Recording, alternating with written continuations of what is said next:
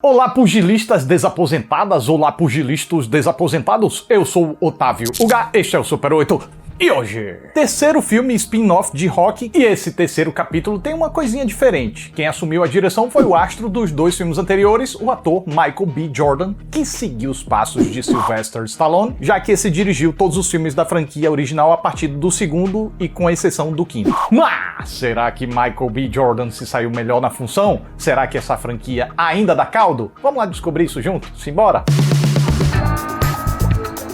Esse filme dá um soco no estômago? Em inglês, esse filme não pensa fora da caixa? Essa pergunta encaixou como uma luva? Tudo isso e muito mais agora.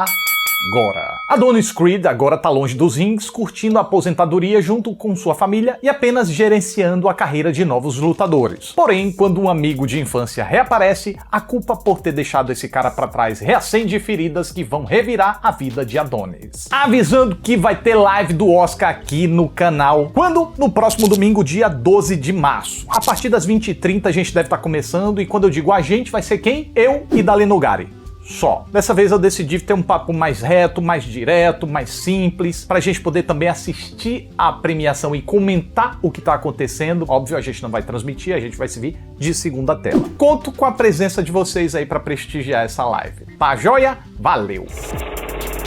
A experiência de assistir a um filme no cinema é única e maravilhosa, né? Isso se deve à energia única de compartilhar os mesmos sentimentos com um monte de gente desconhecida vidrada numa tela gigante, certo? É mais ou menos, não é tão certo assim, porque mesmos sentimentos, nem tanto, nem tanto. Assim como ninguém compartilha a mesma digital, os mesmos traços faciais ou o mesmo DNA, ninguém compartilha a mesma vivência até chegar diante daquele filme. E, portanto, cada vivência é capaz de gerar uma sensação única em cada espectador. E como a variedade de sensações é infinita, não seria tão absurdo dizer que, enquanto tá todo mundo vendo o mesmo filme, ao mesmo tempo, ninguém tá vendo o mesmo filme. Tá, mas se for por esse lado, então pra que existem as regras do cinema? Pra que os cineastas estudam e calculam tanto? Que utilidade teria a crítica se todo mundo pensa diferente no fim das contas? Tudo isso é respondido porque, mesmo que cada um tenha peculiaridades que proporcionam leituras próprias, esse é um efeito mais específico e micro. De forma macro, acontece um fenômeno que é a gente tender a seguir padrões de resposta aos mesmos estímulos. Vai ser unânime? Jamais! Mas é por isso que bons cineastas se dedicam a entender como o mecanismo de estímulo e reação funciona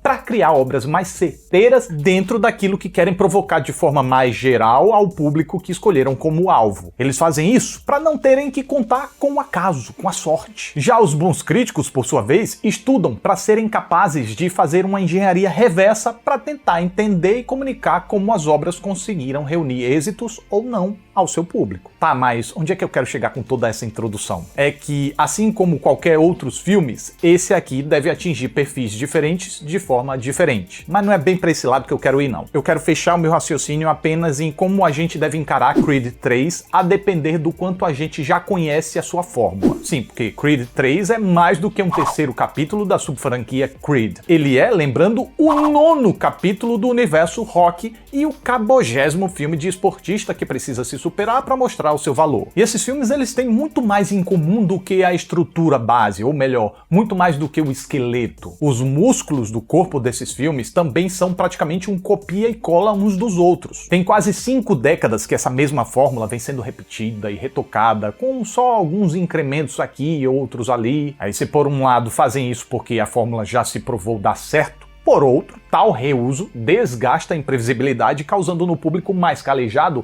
algo maior do que já sei o que vai acontecer, pois a gente também sabe como vai acontecer, o que naturalmente deixa a experiência menos intensa e menos impactante pra gente do que pras novas plateias. Não que os realizadores não saibam disso, eles sabem muito bem. E, como é de hábito nessa franquia, o grande esforço que eles fazem tá na busca por elementos que tragam novidades para satisfazer o público calejado, mas sem arriscar demais para não desvirtuar a fórmula mágica do sucesso e perder as novas plateias no caminho. Então, se eles não se permitem mudar a constituição do corpo, se esforçam para que pelo menos sejam próprios a pele, os traços, os semblantes e, quem sabe, a alma do projeto também. Inclusive, é isso que deixa a série de filmes Creed mais uniformemente correta do que foi a série Rocky, já que essa foi ficando notavelmente mais oca à medida que avançava por se entregar a mera repetição sem muita preocupação extra, com exceção de Rocky Balboa, o 6º capítulo, que recuperou sim o capricho do original de 76 e tentou trazer de verdade esse algo a mais que a trilogia Creed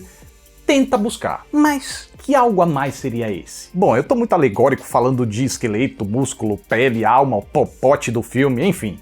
Inclusive ultimamente você anda muito prolixo. Eu tô mesmo, porque eu não tô aqui pra cuspir uma opinião pra você adotar como sua. Também não tô aqui pra ser um juiz do filme, o professor corrigindo prova. Minha tara tem sido cada vez mais conversar sobre as questões que cada filme me desperta. Pois o que eu quero é que as minhas palavras sirvam pra você refletir e descobrir por si só por que o filme teve ou não valor pra você. Jaelson, maravilha. Dito isso, minha prolixidade acaba aqui. Vamos ser mais claro a partir de agora. A alma seria os dramas próprios da vez, como cada personagem evolui, se desenvolve, como as relações acontecem. E a pele é o estilo do filme, a aparência. Algo que aqui passa por uma fotografia moderna, com uma câmera que persegue os personagens com uma insistência descolada quando eles estão deslumbrados ou se achando os maiorais, com interesse e buscando intimidade em planos próximos quando eles estão num reencontro afetuoso ou num momento mais íntimo mesmo. Já em momentos de maior tensão, a câmera já perde a estabilidade. Enquanto isso, durante as lutas, apesar de terem muitos cortes, a montagem pôde contar com suficientes planos e takes feitos nas gravações, obviamente,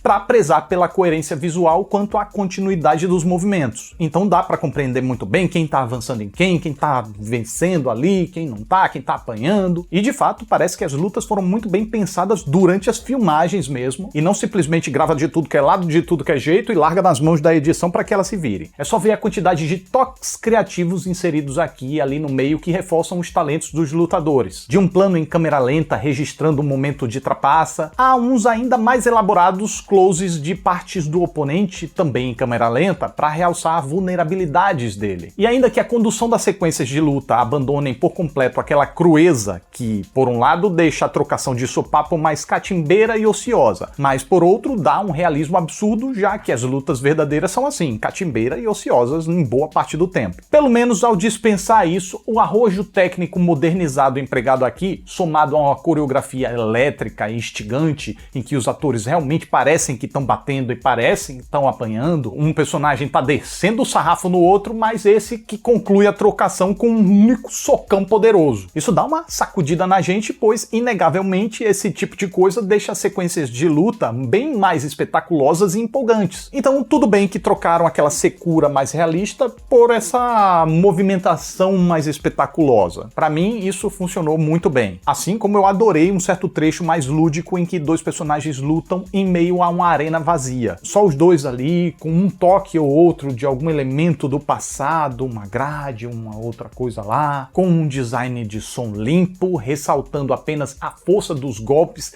e o cansaço através de respirações ofegantes, além de que essa coisa dos dois sozinhos também se encaixou como uma luva, como um duelo de acerto de contas com feridas do passado que só dizia respeito aos dois. Então é um belíssimo e poético trecho. Quanto às porradarias, eu só lamentei de verdade que a maquiagem não tenha acompanhado a força das pancadas que o design de som sugeriu. Não é raro ver os personagens saírem de lutas acirradíssimas só com um singelozinho corte na cara, uma vermelhidão, um roxinho assim. Cadê aquele estrago que a gente já viu nessa franquia, em que os caras ficam praticamente irreconhecíveis? Mero preciosismo meu? Não creio. A maquiagem pode sim ajudar a contar a história, ilustrando como a luta tá sendo sacrificante. Mas se por outro lado os personagens saem intactos, não parece que eles estão sofrendo tanta dificuldade assim, não é verdade? É verdade. Só que aí é cada socão que eles tomam sem cair e uma coisa não condiz com a outra. Talvez, especulando aqui, isso seja um deslize de um ator que também tá dirigindo. É muita coisa para ficar atento e ainda tem que atuar, então é complicado, gente. Ou talvez tenham evitado pesar demais na maquiagem dele para ele não passar muito tempo se maquiando e isso comprometer o tempo de gravação. Mas especulações à parte, felizmente, em geral, pareceu que Michael B. Jordan conseguiu se dividir muito bem nas duas funções, domando corretamente desde questões dramáticas até se superar quanto à ação, centralizando todo esse tecnicismo que eu mencionei. Dá para mencionar também boas sacadas da direção, como a de não revelar o corpo do Damien até o momento preciso. Até então ele dizia que estava treinando e tal, mas como sempre andava malafrojado, não impunha muita credibilidade. Mas então quando ele finalmente aparece sem camisa, eita bexiga, trincado forte. Então o impacto é imediato. Sim, esse cara realmente anda treinando bastante. A gente pensa. Mas, ainda que B. Jordan brilhe em sua estreia na função, enquanto também tá em cena, esses esforços duplicados não me pareceram perfeitos, porém. Atuando, ele continua ótimo, como sempre, e continua mestre na proeza de compatibilizar marra e simpatia num rosto só. Mas eu senti falta de uma aparência um pouco mais de aposentado, ele tá muito trincado desde o início, tudo bem, ele continua treinando, mas, né, ele tá aposentado, ele não precisa estar em uma perfeita forma física porque ele não está competindo. O que ressaltaria o seu esforço quando ele voltasse à forma. Daria para ver que ele penou para voltar à forma física e que ele estaria realmente penando para se superar. E emocionalmente, em singelos momentos, eu não senti que ele corresponde às curvas dramáticas com a leveza exigida. O que não é bem culpa dele como ator, já que essas curvas bruscas já vêm do roteiro e são cuidadas pela direção. Então, no caso, seria culpa dele, mas como diretor. E tanto há esse descuido nas curvas que o personagem do Jonathan Majors também não consegue evitá-lo, mesmo que esteja sublime ao compor um personagem que se equilibra muito bem entre o ressentimento